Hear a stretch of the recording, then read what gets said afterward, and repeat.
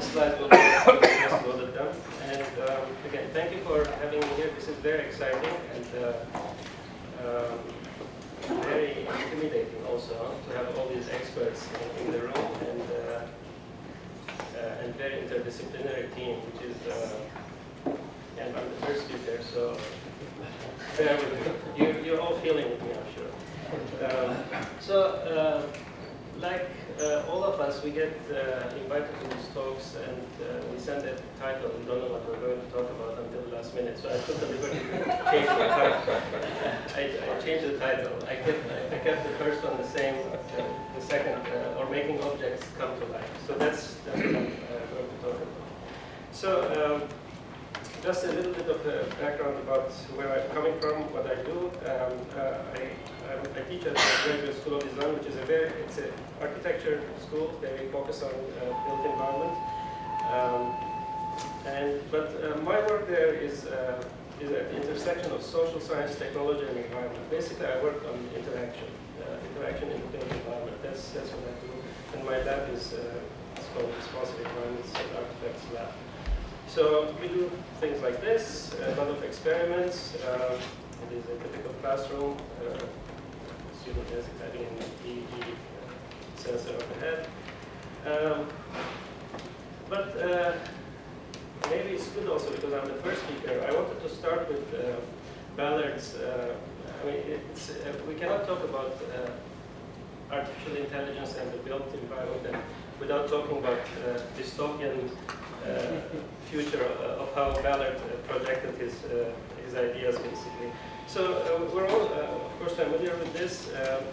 For those of you who are not, it's set in the near future. It was written in 1971, and it's this dystopic future of showing that houses have this memory of their previous occupants, and what happens in the story, there are these couple looking for houses. It's set in California, and they look at these houses, they go to this, and then they find a house, and the house is a psychotropic house where it remembers what, it has this memory of its occupants, and it has its behavior. So, but something strange happens because at the end of the story, basically, the house tries to kill the occupants because something bad had happened previously in the building, and so that memory the house couldn't deal with the bad memories. So this is obviously a classic example of how technology and built environment can be, or maybe it can be something very different also. So the things that I look at is basically these two ideas: the discordance of technological mediation, or technology in all the wrong places when we're dealing with physical environments and technology, or imbalance of technological intervention. Basically, too much technology that you don't need to have. That's too little. So these are the two basically ongoing mantras that I think about. So this is a classic example, basically, students in front of a Rembrandt painting looking at it. But then the museum basically tweeted, they said, no, the students were researching the Rembrandt painting. So that's even worse. So how that works is, so, I mean, there's always this little discordance. So what I'm interested in, there are two things that I'm interested in. One is measuring, and this is a very complicated thing. So it's measuring. So this is a very nice quote from Peter Zumthor, who does these amazing buildings. He's a great architect. He says, I enter a building, see a room, and in a fraction of a second, have this feeling about it. So I come here, I think this place makes me nervous, makes me. So it's this many things come together, and just in that fraction of a second, you feel this thing, which we call the ambience of the place, basically. And it's very difficult for architects to have this way of doing things. But it's very different to quantify these. What makes a certain place feel a certain way? So I try to part of the work that I do. I try to dissect these qualities basically to figure out how how we can measure the built environment, the qualities of the built environment, these unseen qualities of the built environment. Of course, there's a big tradition in this. I'm not going to go into all this, like from the Renaissance to the centimeter. So there's always like architects try to, or designers try to measure, to find instruments to measure qualities of the built environment. And of course, there are the cognitive sensory ways that we can access these types of measurements. And there are lots of cognitive scientists in this room, which is great. So, so part of the things that I'm interested in researching is, for example, how, if there are ways that we can correlate the gaze and what we see and what we remember in a certain physical environment. So of course there were studies done with this, with Kevin Lynch, where he did these studies in the city, basically where he asked people what they remembered, and he basically concluded there are 5 elements that we see in the environment, basically. There are 5 specific like nodes, paths. So that's how we conceive the environment. So in this study that we did is we added this simple technology with the eye tracker to see if we really, in addition to the questions that we ask people after they go to a place, if we can correlate that with what they were looking at. Of course, this brings up a lot of questions, because what our gaze doesn't necessarily follow our mind. And basically what we are looking at is not what we are thinking about. So, so this is one byproduct of one simple technology that we use in an experiment that was done in the 60s. So there are many of these types of social experiments that in the built environment that we do, things with proxemics. I'm not going to go into all this because we don't have a lot of time. Like how proximity to other people and to different structures create different types of anxiety. Again, using these basic tools of sensors and creating this data that shows, for example, in different types of urban situations, how different types of anxiety, we can have different types of anxieties. So, and then different modes, walking, cycling. And correlation between vibrations in the environment and behavior. So that's another study that we did. So I'm just giving you, and then correlation between the colors of a space and the emotive states of people. So if there's a general, like in certain spaces, basically in Cambridge, things are more red than other in Boston, basically. So is just color, does it have any significance in how people feel? So these are, again, very small, very, if I go back to this ambience of the place, there are many, there are thousands of things that affect how people feel in a certain space, and this is just like one drop in the bucket, basically, the color, because there are so many different things that affect how we, again, get that ambient feeling of a space.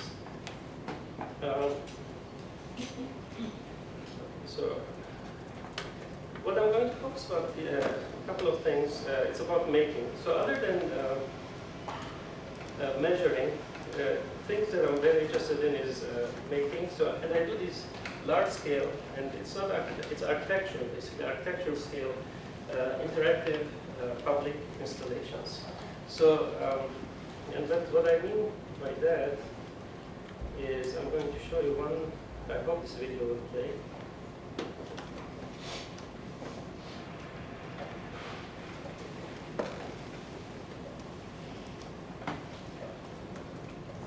It's not. Okay.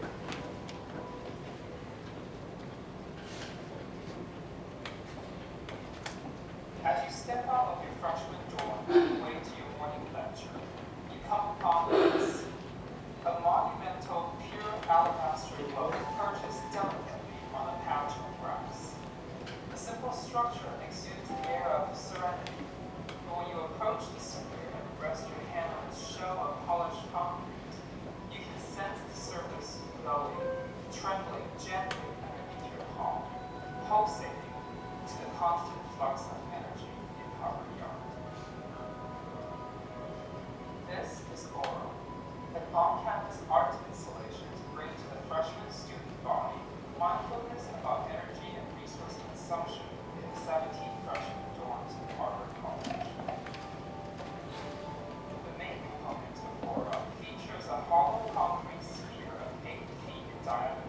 securely installed on the northern section of the old yard. The sculpture is made of biodynamic cement, an innovative material that when exposed to sunlight can break down smog in the air.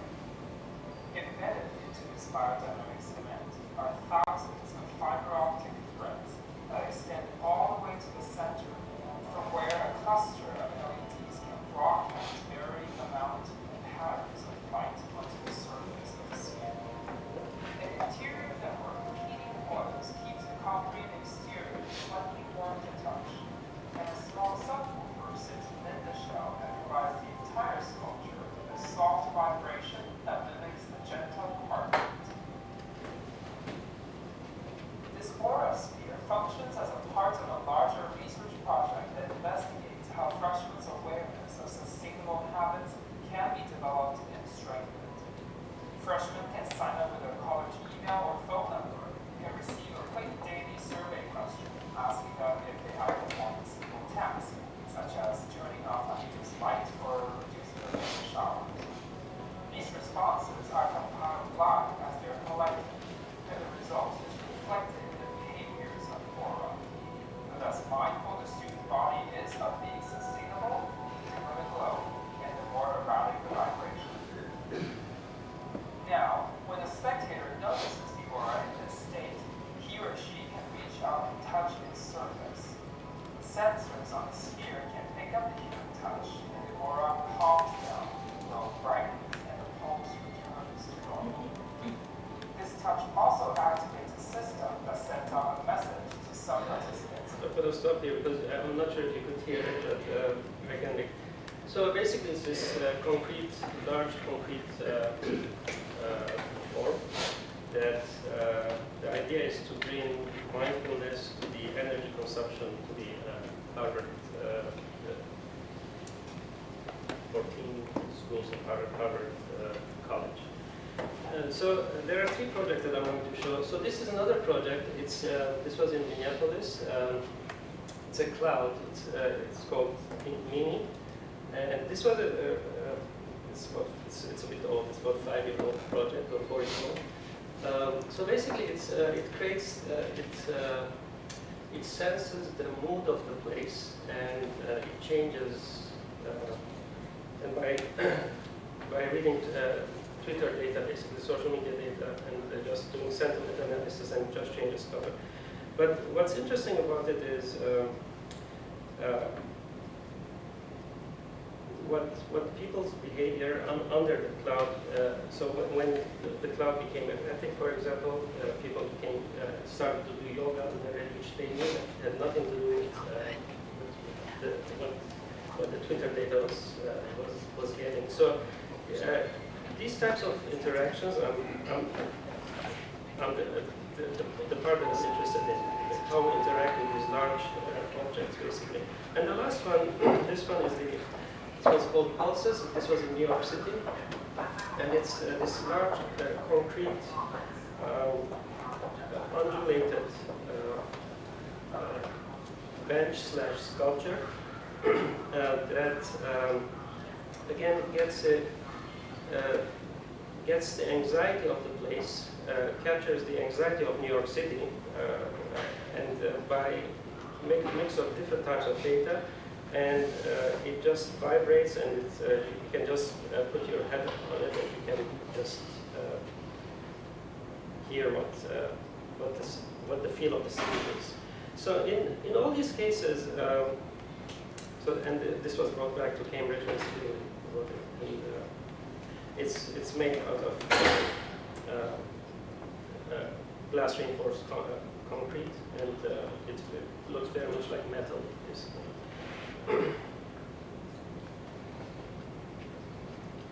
So sorry, I cannot go into all these, but so the important thing at the end, the difference between this one and the Mimi that I was going to talk about, people felt that this one, as opposed to by our questions and observations, this one is more alive than the cloud.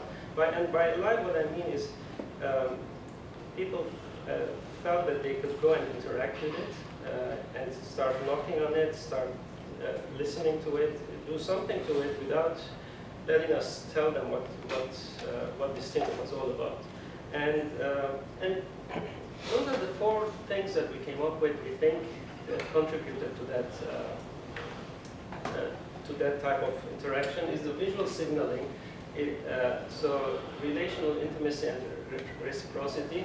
Basically, this was much more intimate. You can go, and the curves of this sculpture was done much more with carved out of almost human forms. So some of it were positive and negative human forms. And ambiguous predictability. So basically, in Mimi's case, the cloud was basically, it was more like a display. So basically, it's just displaying the sentiment, which is, it goes from red to from warm colors to cool colors. And in this case, it was more of a mix of almost like a music mix that with beat, that you could not really tell how the anxiety was really affecting it, but you could get a general sense of it. And then the last one is technological frame of reference, and this is probably the most important thing. So this idea is when you know how something is done, the magic goes away. So and this becomes about how technological longevity is also a very important part of our discussion. When we have anything integrated with technology, how that becomes stable over time. And of course, the novelty is always important, but also the fact it's somewhere between this Rube Goldberg machine and the Wizard of Oz, basically the magic versus the very engineered part. So if you know what that engine, that causality and everything, the intrigue becomes because of the causality. The other one is the magic, and you need to be somewhere in the middle to make this I guess the interest persist. So I'm going to stop here. So I went on